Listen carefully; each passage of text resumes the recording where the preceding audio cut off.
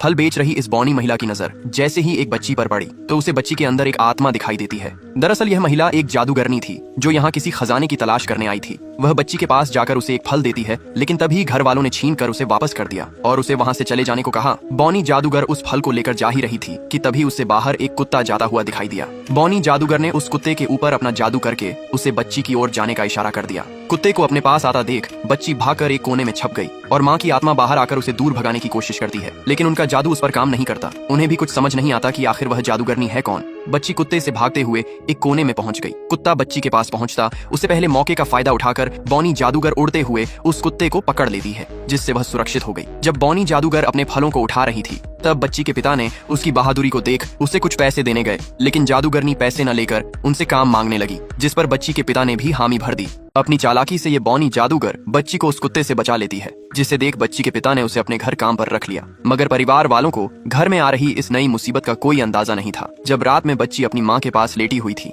तब माँ की आत्मा ने उसे बताया कि अब वह ज्यादा दिन उसके शरीर में नहीं रह सकती, इसलिए उन्हें अब तस्वीर में जाना होगा। यह कहकर वह तस्वीर के अंदर चली गई, जिसे छिपकर बौनी जादूगर सब कुछ सुन लेती है। अगले दिन जब जादूगरनी बच्ची को दूध देने आई तो बच्ची उसे अपनी माँ की मदद से एक मैजिक करके दिखाती है और जादूगरनी के पूछने पर बच्ची ने बताया कि उसने यह मैजिक अपनी माँ से सीखी है। अब जादूगरनी को अपना मकसद पूरा करने के लिए पहले उसकी माँ को रास्ते में आने से रोकाना था, इसीलिए जादूगरनी ने कुछ गोलियों की मदद से उसकी माँ की तस्वीर पर एक हार बना दिया जो काफी खूबसूरत लग रहा था। लेकिन जादूगरनी का असली मकसद तो उसकी माँ को तस्वीर में कैद करना था। माँ को भी उसके किसी खतरे का अंदाजा नहीं हुआ। जब दोनों एक साथ खेल रहे थे कि तभी दोनों के छीना झपट्टी में जादूगरनी के हाथ से एक अंगूठी गिर गई, जिससे उसका असली चेहरा उसकी माँ को दिखने लगा, जो अब तस्वीर में कैद हो चुकी थी। तस्वीर में कैद हो जाने की वजह से अब लड़की को अपनी माँ की आवाज नहीं सुनाई देती थी और वह बौनी जादूगर के साथ रहने लगी। अगले दिन जब लड़की अपने बालों को निखार रही थी कि तभी वहाँ बौनी जादूगर भी आ गई, जो लड़की को अकेला देख उस पर जादू करके उसे बेहोश कर देती है और उसे बेड पर लेटाकर उसे एक फूल में बदल दिया। ये देख माँ की आत्मा जादूगरनी से विनती करने लगी कि वह उसकी बेटी को छोड़ दें,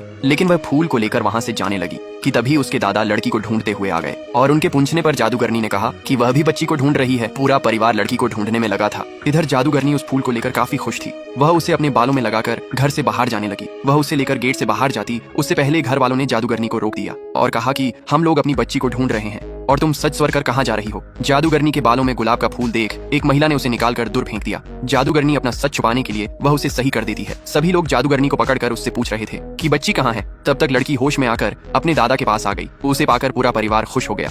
बच्ची को चुराने आई इस जादूगरनी को जब तांत्रिक महिला ने एक फूल में कैद कर दिया था तो उसे बच्ची अपनी माँ की तस्वीर के पास रखकर खेलने चली गई कि तभी अचानक जादूगरनी को बचाने वहाँ एक गिरगिट आ जाता है, जो उस फूल को अपने मुंह में दबाकर वहाँ से उड़ गया। उसके आजाद होते ही तांत्रिक महिला को फिर से किसी खतरे का अंदाजा होने लगा। इधर वह गिरगिट उस फूल को लेकर कुछ अघोरियों के पास जा पहुंचा। जादूगरनी उनसे कहकर खुद को जल्द से जल्द आजाद कराने को बोली। तब अघोरियों ने अपने इष्ट देव की पूजा करके उस जादूगरनी को फूल से आजाद करा दिया। आजाद होते ही जादूगरनी फिर से वहाँ आती है, जहां उसने अपने गिरगिट को अंदर भेजकर सोने जा रहे इस पति पत्नी को फ्रिज कर दिया। ये देख तस्वीर में कैद उसकी मरी हुई पत्नी की आत्मा कुछ नहीं कर पाती। वह घर में रह रहे सभी को एक एक करके फ्रीज कर देती है। उसके बाद जादूगरनी घर के अंदर आकर अपने जादू से तस्वीर के नीचे छुपे रहस्यमयी दरवाजे को खोलकर अंदर चली गई, जहाँ देवी माँ की मूर्ति के नीचे रखे काल चक्र को देख वह काफी खुश हो रही थी। उसने जैसे ही काल चक्र को चुराने की कोशिश की, लेकिन तभी देवी माँ के चमत्कार से वह बाहर जा गिरी और घर में मौजूद सभी लोग सही हो गए।